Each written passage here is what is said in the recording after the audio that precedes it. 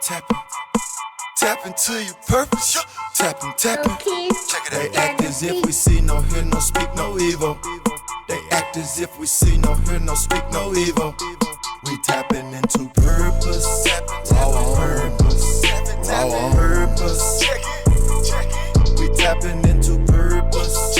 Raw purpose. Raw purpose. Yo, what's good, Raw fam? It is your boy Zay. And it's your boy Rashad. And this is the Raw on Purpose podcast. Yes, this is the People's Podcast, the Raw on Purpose podcast, where we tap into your purpose while you being your real, authentic self.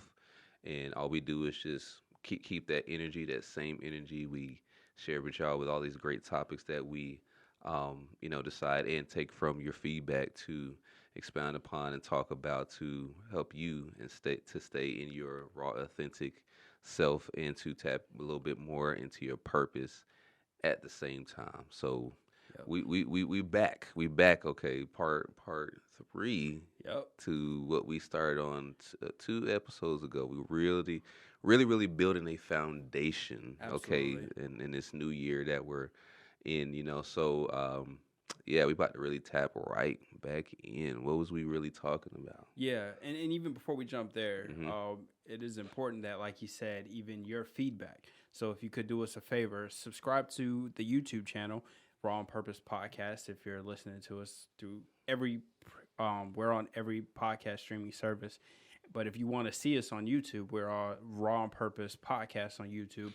Hit the subscribe button, hit that notification bell so you can make sure you stay abreast of everything that all the content we're dropping, all of the different things that we're doing. And then also follow us on Instagram and Twitter at Raw on Purpose _ and on Facebook at Raw on Purpose. And then you can definitely hit us up, rawonpurpose@gmail.com. Any thoughts, comments, anything you want to email, you can find us in those places. So we're going to dive right into this part 3 because we're setting the foundation. Honestly, this whole new season has been really focused on setting the foundation for you being the authentic you and fulfilling your purpose. Right. And marriage and family is a large part of our fulfilling of our purpose. Definitely. So the first episode, part 1, we talked about just the basic foundational things of marriage, of how, the whole topic is like, why does it seem like marriage is on the decline, the perception? And one thing that we brought out is there's no sacredness in marriage anymore. There is no honoring of the covenant anymore. It's we have people that are not whole coming together and joining in marriage, which then leaves the marriage depleted because they're only bringing partial things to the table, opposed to working on doing the inner working and not having pre-counseling and maintenance counseling. All of those things. And then we jumped in part 2 and it really went into heavy the sacredness of sexuality. Mm-hmm.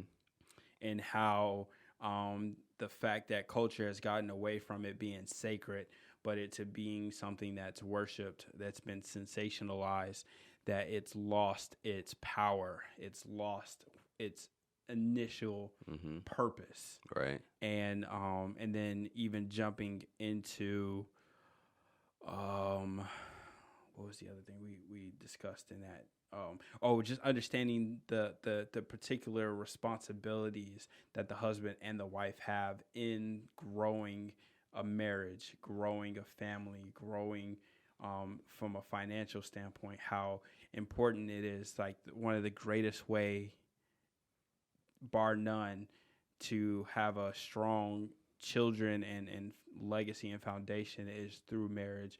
And even from a financial standpoint, how to accumulate wealth.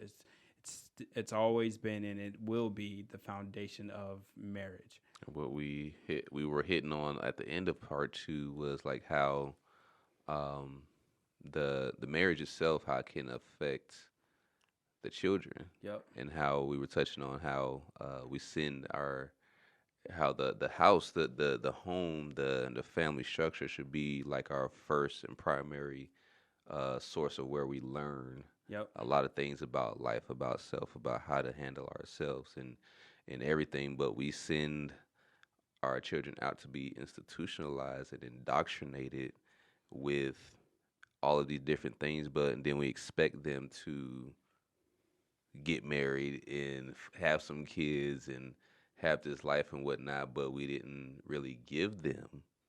If Yeah. you think about it in that stance, we didn't give them something, but we send them off for somebody else to give them this form of knowledge, is you know what I'm saying, what they've been taught and whatnot. And though it's been failing, we still keep doing it. Yep. And we're seeing the byproduct, and we're seeing an increase in suicide in the generations. We're seeing a increase in low self-esteem. We're seeing the devaluing of people, right? We're seeing things consistently grow because of the lack of the family unit being the foundational structure of a child's imprint. And again, going into the sacredness of sex, right? The other part of what sex was created, yes, it was created for us to have pleasure and to enjoy the pleasure of sex. And a reason why it's important to save the sex for marriage is because we often don't think about the fact that when that sex is the purest form of worship, that when a man and a woman come to have sex, you even bring God into the bedroom. I know, as weird as that sounds, but God's there. Jesus is there in the bedroom with you. And it's the purest form of worship. And what comes from that worship, that consummating that marriage, that becoming one, a seed is planted into the woman that then grows into a child that is then given back to the man to groom and back to the family to groom and to grow and to foster and to help them become productive in society. But because we've gotten into this individualistic idea, this scarcity mindset, to where I have to be prepared for the worst case scenario. And faith does not involve plan B. Faith is, I believe God and what he said, and I pursue it. Right? Yep, and that's it. That's all this. There's no plan B. There's no, right? You think about Abraham when he was told to sacrifice his son. He didn't come with a plan B. God provided the ram. God provided the provision to protect the child. Yeah. So God will always provide when the man is obedient to God. So we're not, but it's important for the children. Like he said, we spend a lot of time, focusing on our careers and making money. That the children are the ones that suffer the most, and we forget that children, their love language is not money. It's not things. It's time that you spend with them. The time that you pour in them, the time that you invest in them. But if both are away from the home, you're now sending them to a secular institution to teach and train. And then we're wondering why, if you understand that how they build prisons is based upon the failure rate or the dropout rate of third graders. Right? They already can determine by the time a child gets to the 6th grade whether they're going to be a felon or they're going to be a productive member of society. And because a lot of times those come from broken homes. Now, yes, there are some children that act out in a 2-parent household. It's less likely. But then you also have to look at, why is the child acting out at school, is because the home life isn't secure and safe for them, so they act out. So the parental unit is so important, and the only and the schoolhouse shouldn't be the only form of education that the child is getting. Exactly. I had this conversation with my parents this over the weekend, and it was about how raising a child, I lost, what was it? two conversations are mixing up in my head that, man, there's a difference. What is the conversation we had? Yeah, so there's the difference in raising a child and educating a child. Mm-hmm. Right? Because educating a child is educating on everything that's going to help them in life, preparing them, sitting down there, helping them understand finances, Right. helping them understand their culture, where they came from, right? Yep. To a degree, Yep. Understanding what's real and what's fake, Mm-hmm. right? That's a part of educating. The raising part is the manners that you instill in them, the character that you placed in them, Right. right? The tenderness, the lovingness that they show towards the world, the love that they have, the wisdom that they have is the things that you instill in. All those things should come from home. Mm-hmm. And when you send them to school, it's to add on, it's to help build upon from a how to function in a society, because That's our important. societies run off of a system. Yep. So the systems, they are at work. So if you have to prepare your child at home so that they can get the best out of the Right. system. That's so important to have that already, that education at home from the parental is key, because the world is filled of both truth and lies. Absolutely. Okay. So when you're preparing your child enough and trusting God with it whenever they go out there, but when you're putting enough in them, when they go out into the real world, they won't be played. They won't be a part of the game where they're the ones getting played. Absolutely. You know what I'm saying, out here, because it is that real out here in society. So is vitally important for every child, especially when the opportunity is there and there are two parents that can assist in it, that they get that good raising, that good teaching, that good um, um, knowledge of what they need to, the things that really are important, um, like they're finding out their own values, morals, character, like I said, the financial knowledge, the relational knowledge, all that type of stuff, so that they can start from a really good organic space and not have to include all of these additives and look at those as pillars. Yep. As Absolutely. opposed to the family values and things that that need to be passed down through generations, as that as the foundation, instead of what they told you should be focusing on, telling you their story of history, Yeah. and not of your own lineage of history and whatnot. And that's key. So especially, I would say, in our community, we lack knowledge of ourselves. We lack you know, the financial knowledge we need to, and about economics to, expand and have a positive effect in our community.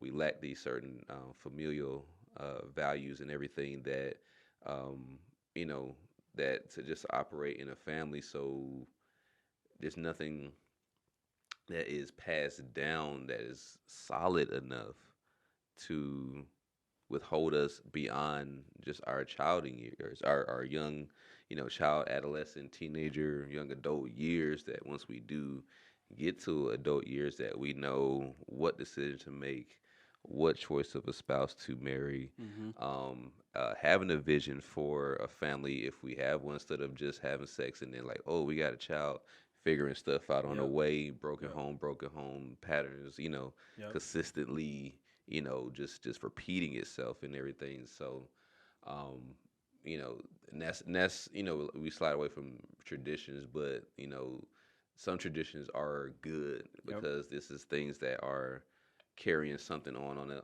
down the line on an ancestry level. Yep.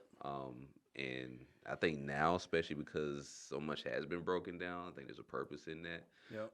That it's time for us to recreate new family dynamics. Absolutely. And to pass down. And their tradition should be as a foundational piece to build right. on. So we can't get away from the tradition Mhm. because it has a place. It has the foundation. Mhm. And then as you grow and evolve, you build upon, Right. right? But you can't have a house without the foundation, Right. right? And then I'm going to just throw this in there. You can't have a foundation without the chief cornerstone, Right. which is Jesus. Like you can't have it without Christ as the chief cornerstone, Mhm. because the cornerstone is what sets the foundation in place. Mhm. So the traditions are the things that you build the house upon. It's what helps you create the walls, the roof, the room, so that you can inhabit it when it's completed. Right, and it gives the whole structure integrity Absolutely. and stability Absolutely. that lasts Absolutely. forever. Because if you walk into a house with a cracked foundation, now the house is now devalued Yep. and is now set to be demolished and destroyed. Yep. So that's why it's important that we pay attention to the foundation. Mm-hmm. So tradition is important because it sets a precedence. It sets things in place, puts things in motions for us to, again, build on so that we can now grow. Because stuff that is built upon with a strong foundation that lasts, it begins to add in value. Mm-hmm. That's why homes, especially depending on the market, can increase. Mm-hmm. Is based upon how well it is taken care of and the attention paid to the foundation. Yeah. And so we have to understand all of those things. And when we send our children, like I remember I gave my life to Christ at 10 with no tools.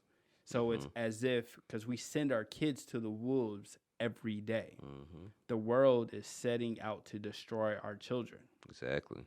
More specifically, Satan is out to destroy them. Mm-hmm. And so we are to give them the tools that they need to function. They need to establish themselves, to be rooted, because this is the other part about children. Like we should plant the seeds so deep so that their roots grow so deep so that they don't collapse when the storms of life comes. Mm-hmm.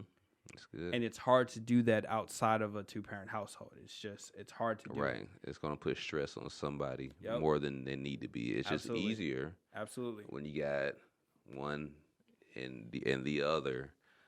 That's a equal partnership to where, both can contribute something without it being too much weight on the other. Yep. These days, single parents take pride in it, but deep inwardly, come on, we know it's stressful. We know you wouldn't, if you had a choice, Yep. you wouldn't want to do it all on your own. Yep. And it doesn't have to be that way. It's not natural for a single mother to take care of many different children. Absolutely. It's not meant for a single father to, be over, a certain amount of children either. So, it's like if we would definitely just let go of what they've told us, what they've shown us as to be the great way, the no problem, the it's okay, the double Mother's Day taking over Father's Day almost type of thing. Yeah.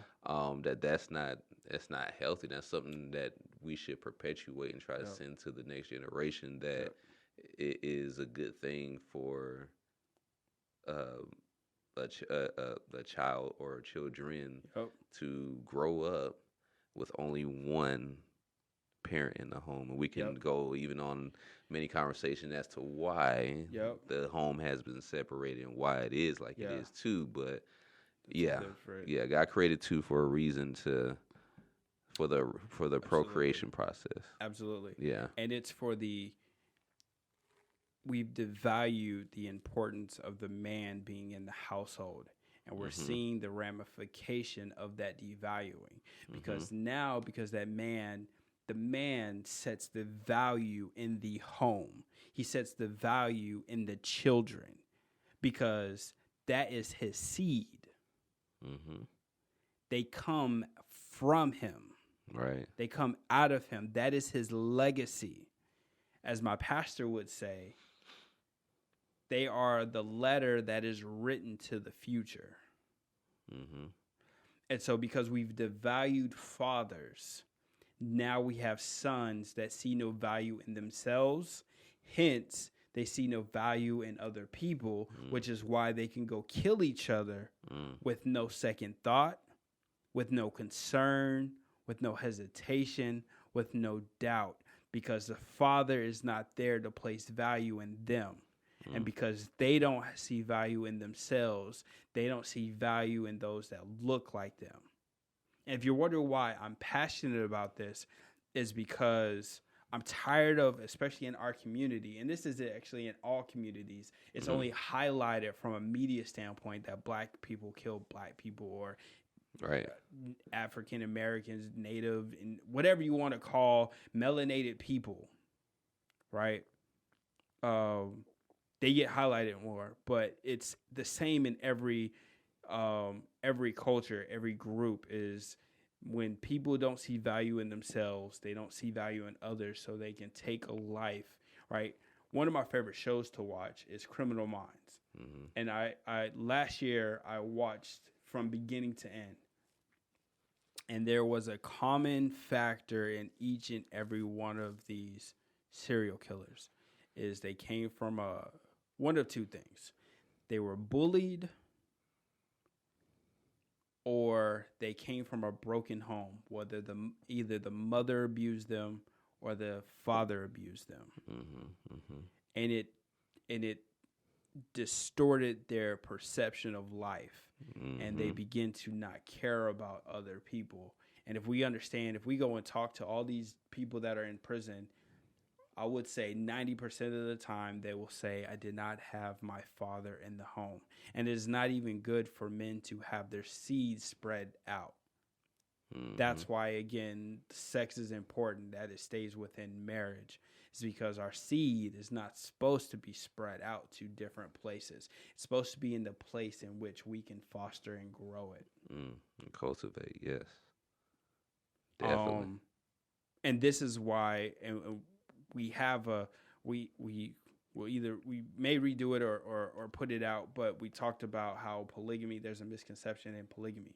And it has to do with, it creates jealousy in the children.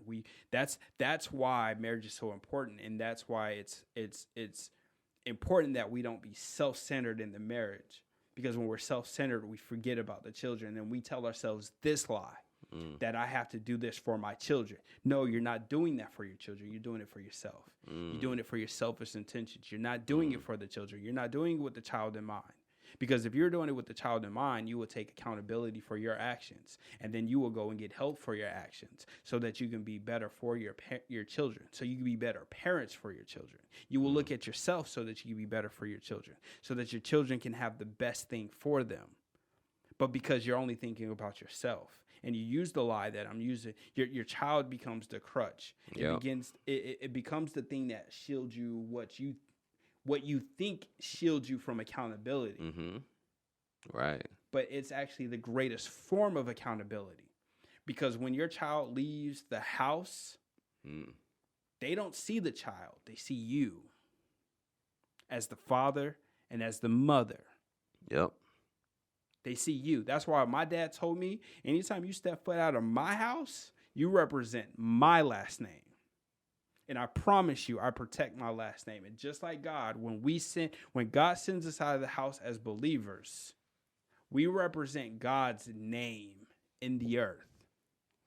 And that's why our perception of God is so warped, is because we don't have a healthy home life.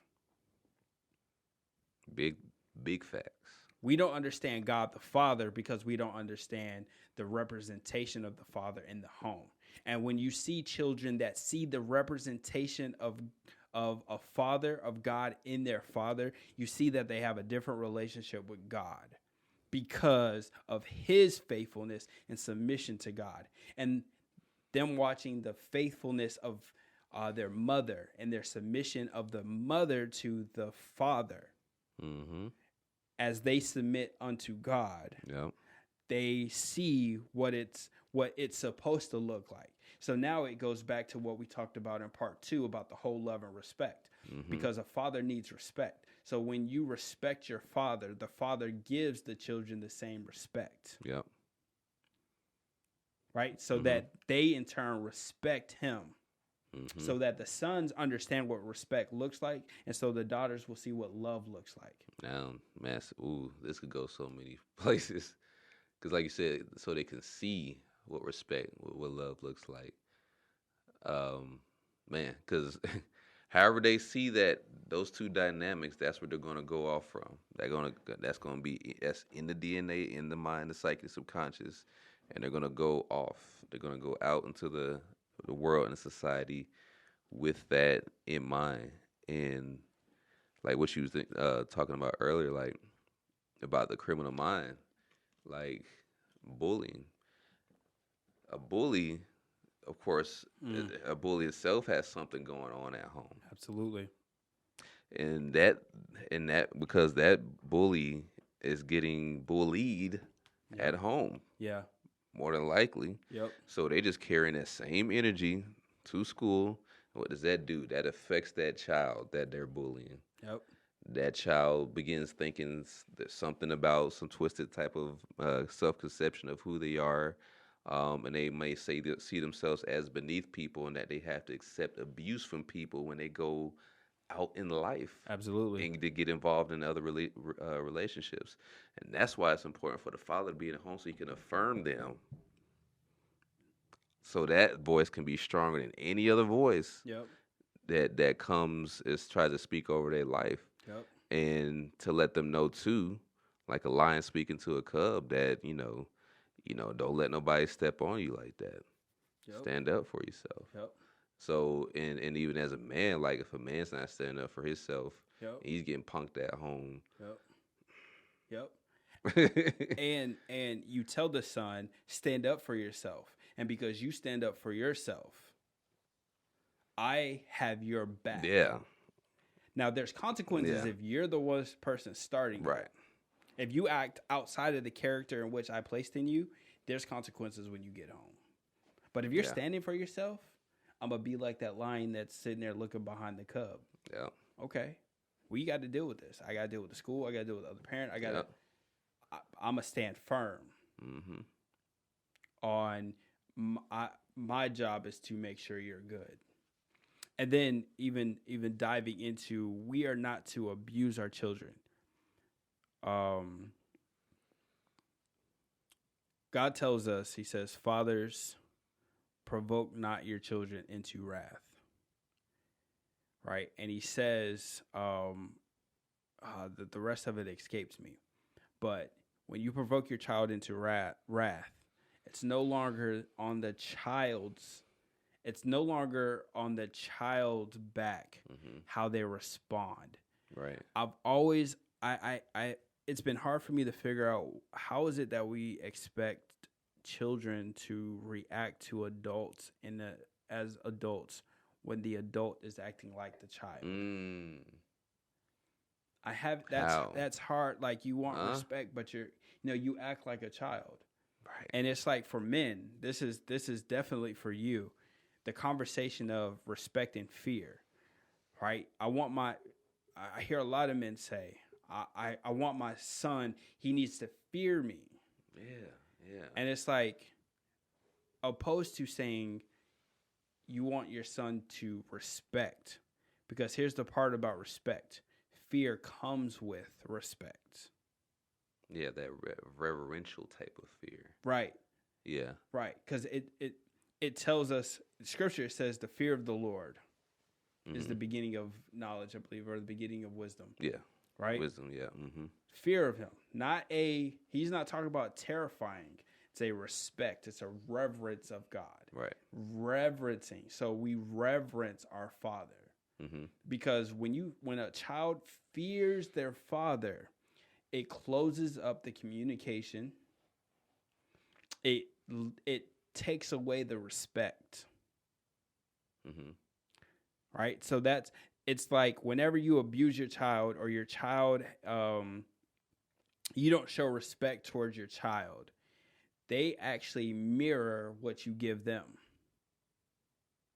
They are a reflection. Man, and a lot of people, or say that more specific, a lot of parents, especially if they're more so in their ego, that is one of the hardest lessons for parents. When they get it back, what they've been given, Mm-hmm. because they come from more of a place of entitlement, or just because I am father, or I am mother, you should do Yep. what I say. But kids always and only will always do what you show them. Yep. What you do, because you're a leader, whether you know it or not. And they only do what you see, what you demonstrate in front of them. So that whole like do as I say, not as I do thing, that's very counterproductive. Yep. You can't get around that. Because here's the thing: the kid's always going to do what you do. Always, it's Not already what in you him. say. Honestly, in any leadership, whether they see you do it or not, they're going to do what you do. Plain and simple, they're going to do it. Yep. So it's like you already are assuming the leadership role, especially men when you are becoming a father. Like you definitely is assuming. So you can't just like, what I'm saying, go about life just any type of way. Yep. When my first son came into my life, like I don't know, just everything just went like, because it was all selfish. It was all about. I was young, of course. I was like 19, going to 20, but everything was about me, what I can get, what I can build up, or what type of car I can get to, and how much money I can make working this job, whatever, say it was selfish. But when my son came, God brought him before me, everything changed. I was like, it's definitely no longer about me. Yep. Yeah, because honestly, marriage isn't about you. Well, we're getting ahead of the closing. Right. But like this whole fear and respect, like when your child respects you, they reverence you, they honor you. That helps them when they leave the house. So now they have a respect for law enforcement. They have a respect for their teachers. They have for authority. Period. Authority. Period. Absolutely. Yeah. You set the tone for authority at the house. So they will respect based upon the level of respect they give you. Mm-hmm. And because they respect you, they will then honor their mother. Mm. And because they see you respect your wife and they see you honor your wife, mm-hmm. they don't have to stand up in protection of your wife. They'll stand in honor of your wife. Because I think, too, that children are more likely to respect authority, too, when they see the father submitting to authority higher than himself. Yep. A man submitted to God has such a great level of influence. Right. Because a lot of men think, like, that's weak. Like, I want to see me weak or something like that when they, when they have to go into a humility space. Absolutely. Because that's what it calls, to drop from the egoistic ways. I'm the man. Yep. I'm the one, and then seeing a man have to, or just, willfully, because that's really it, because it's about will first, like willfully get on his knees, willfully pray for his family, willfully serve somebody, willfully honor God and acknowledging God in all of his ways. And submission shows the greatest form of strength. Mm. You think about Jesus surrendering to death. He surrendered to death so he can raise with all power in his hand. And we all knew he could have took a totally different route and done this a whole different way. Another way, because he had the power to do so. He had the power to do so, but he submitted to the way that the Father says. Because it says, those that humble themselves will be exalted, and those that exalt themselves will be humbled. So humility shows the greatest form of strength, and it's hard to do because we are egotistical, we are ego-driven. And so if the father does not show love to the mother, the husband doesn't show love to the wife, then the daughters do not know what love looks like. Mm. they see a toxic view of what love is. So Right. now again, you write this letter to the future in your child that says, abuse me, take advantage of me, destroy me. I have no value. But when you as a father pour that honoring into into your wife, they see that I have value because my dad values my mom. And because my dad values my mom, my dad values me. Because that's what God's concerned about and cares about is the children. Because each and every one of those children have a purpose in the earth. And as a mother and a father, it's called parents. You're renting. That's it. For a time. There's a pair of you renting that child. That is not yours. It's not yours. God says, I trust you to do the rearing and the raising and to cultivating of this child that I've given you. That they didn't even ask to be here. Yep. And because I gave you the child, I will give you the resources you need. I will, and this is why it's so important for fathers to be submitted to God, because God is our source for everything. He provides for us when we don't know how things are going to come. There have been moments in my marriage to where I look at the end of the month and have no clue how we were sustained, but it was only because of God's grace. As a child, because I knew probably more than I should have known, but at the end of it, I never went without the things that I needed.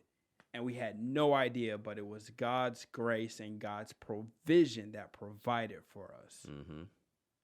And so when you're submitted to God, you don't have to worry about killing yourself to make money because he's going to make a way. He's going to make a way when you submit to him. He will take the 2 loaves and 5 fish and put it in the air. He'll pray on it, and it'll be sustained. He provides sustenance. He provides the things that sustain.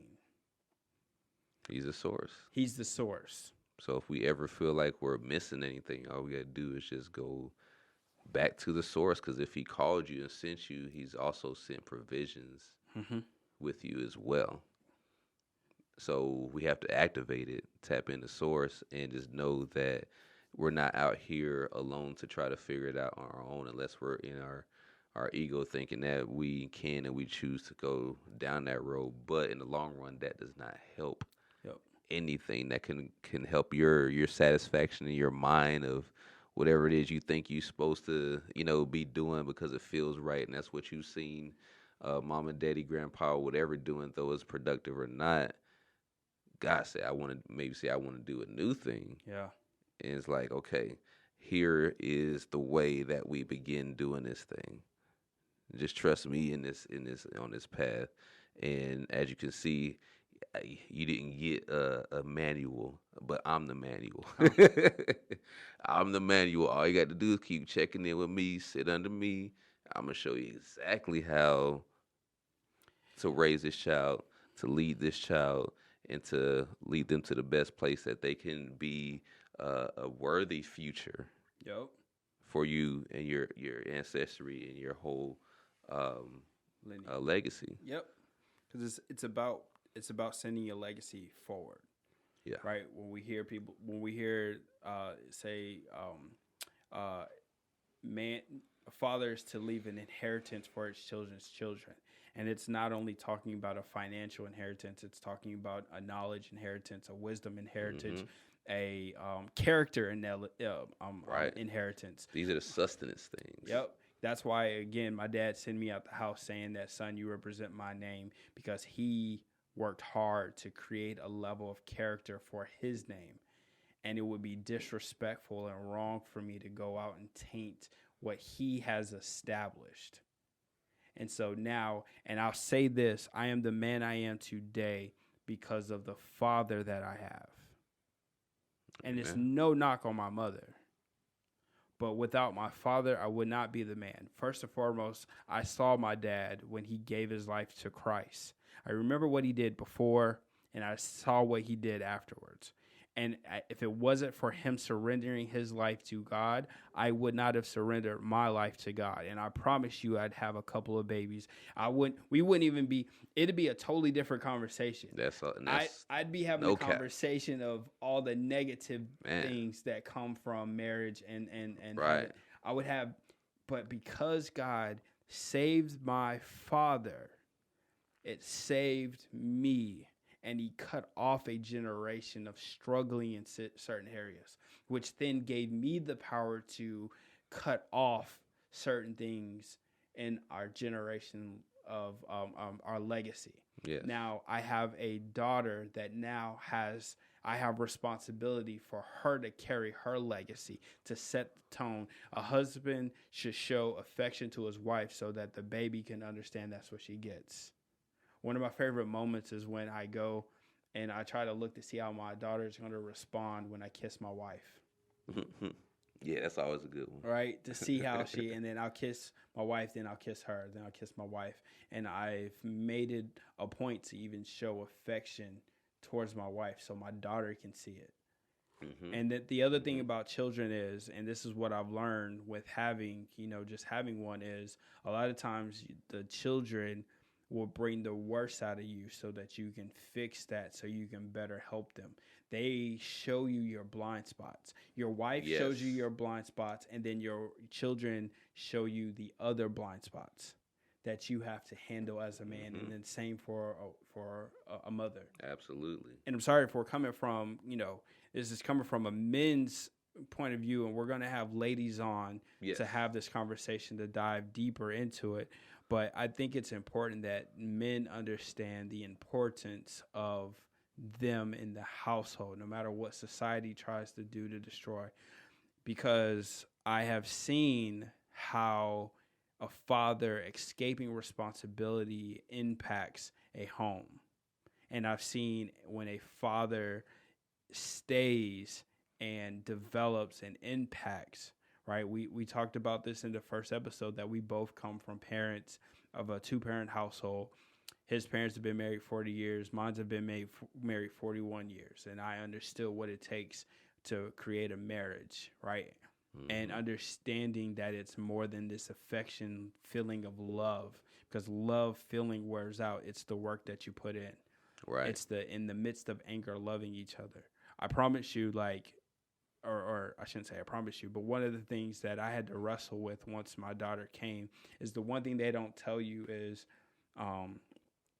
when a child comes, the first few months, you as a husband it doesn't matter. You don't matter, right? This is how it can look. Mm-hmm. This is how, as a man, we feel we don't matter. No matter what we've provided, no matter what we've done, we don't matter, because the only thing that matters is that child. And the child begins to be put in a higher position than the man, which is outside of God's order. Mm-hmm. And so for me, if it wasn't for the foundation of God in my life, I would have been gone. Chucked up the deuces. Right, because you would have been thinking selfishly. Like, she just cared about the child. She don't even care about me. I'm going to go over here. And then also, if I didn't have the discipline of my sexuality. Right. Because my pastor said this to me, and it really, it sat with me. But he said that the last trimester and the first 2 months after a child is born is when the father is most likely to step out of his marriage. And it's because of them being disrespected. And they don't intentionally mean it, but it's just how their brains work, and the lack of discipline. And if you're not mature enough to be there to sustain and fight, you know what I'm saying? Mm-hmm. You can become like you can be selfish and make those decisions. But I thank God for his faithfulness in me and showing me, and for brothers. Having a brotherhood is important, of men that are living the life that you're living, those that are older that can give you wisdom, because they help me navigate through this to where I can be a better functioning father. And I take it to heart, because I honestly was getting to a point where I didn't want a child. But now that she's here, and I've had to change from my selfish mentality to I have a child to raise. Mm-hmm. It's important because, again, statistics show that most prisoners come from a single parent household, more specifically, come from Fatherless. fatherless homes. Mm-hmm. The crime rates are because of fatherlessness. It Mm-hmm. has been proven and shown. Yep.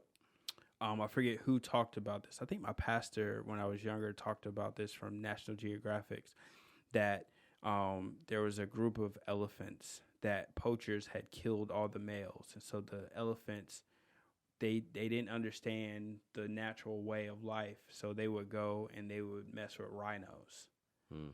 And because they needed the males, the boys, to understand what the order is, Mm-hmm. they had to take a male elephant from a different group, a different family, and put him in there to restore order. Mm. Mm. Because if you don't restore order, now you cause violence. Because now that's what we see is Yep. they have to retaliate, and now through retaliation, there's no peace. And so as we bring this to a close, it's important as we talk about marriage and talk about family. You know, we had a episode on forgiveness. You have to forgive yourself for if you're listening to this and you feel like you may feel shame. Don't feel shamed.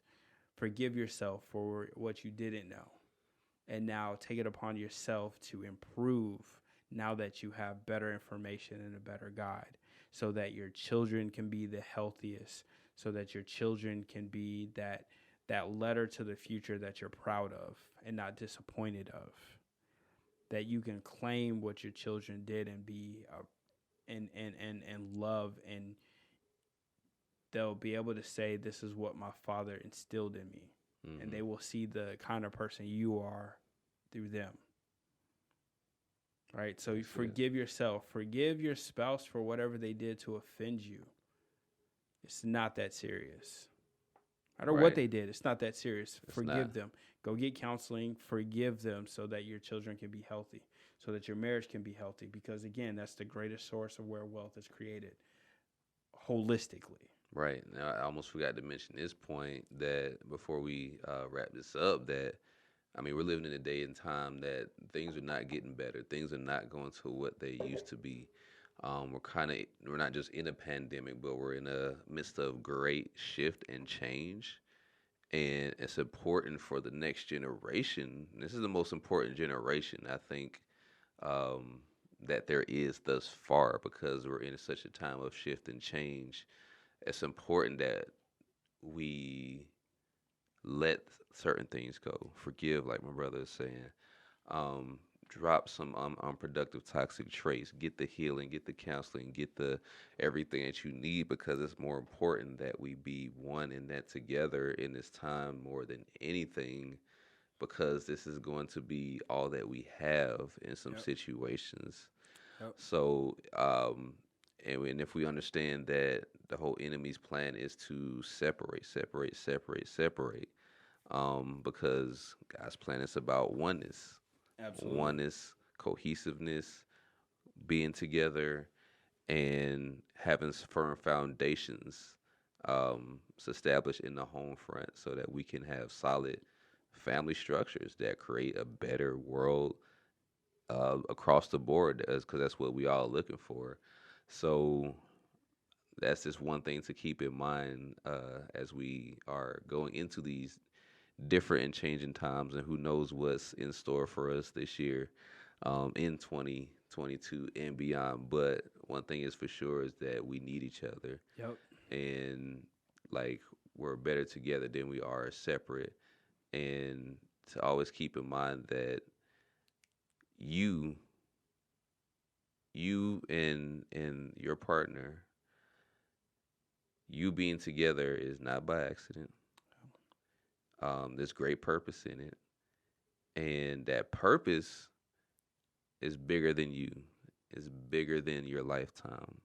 It's bigger than this day and age and time that we live in, period. So just know that a piece of you, because we are infinite beings first, is being extended to go beyond and past time. So we have to be present in who we are and how we move and what we stay connected to make sure that it is solid what we send out and what we are extending and sending out into the next generation. So let's definitely like really let things go. Yep. Realize that tomorrow's not promised, not Yep. even this next month or year is promised, and that we really need to focus on coming together, working together, being our best so we can, yield the best from generation to generation. Yeah. And as you said, we are greater in the community. And the fact that the saying still reigns true, it takes a village to raise a child. And it's good to have married people as a village for someone, for a child. And this is important for us that have healthy marriages to really extend ourselves to those that may be raising children on their own, and be the example for them to help fill a few holes that may be left from whichever parent is not present and active in their life. And then men, I want to speak directly to you. It is important that we are God's example in the earth. One of my favorite books that I read before I made the official decision to propose to my wife was a book by Dr. Tony Evans called Kingdom Man. And he talks about how men are the officials in life. When you think about a sports team or a game, the one that keeps order on the field of play is the officials. And if the officials does not know the rule book, for us as kingdom men, is for men that don't know the scripture and are established by what the word of God says, we cannot officiate. We cannot live with integrity in the earth. And he makes the point that if a healthy man impacts the home, and the home impacts the church, and the church impacts the community impacts the city impacts the state impacts the nation, and the nation impacts the world. So if there's a positive, all those things are affected positively. And if there's a negative, it begins and ends with the man. Self-accountability, God accountability. We can't have marriage without accountability. It's okay for us as men to be selfish. We can never be self-centered. God put the weight of the world on our shoulders when he created us. He took time and fashioned us. And it is important. And it does not mean, do not mishear what I'm saying, we are no better than a woman. They are not less than us. We just have more responsibility. Sit. There's more on our shoulders. And it is okay that we are, when they messed up, he didn't go to her, they went to him.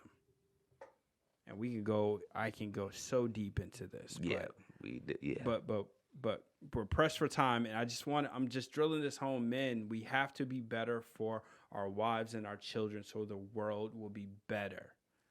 That's all I say. That's all I have to say on this.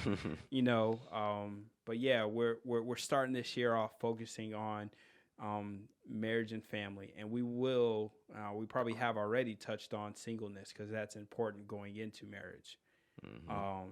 So we'll be talking about all of these things and have guests coming in, because where we're going is going to need a strong marriage family structure to really sustain for what's coming.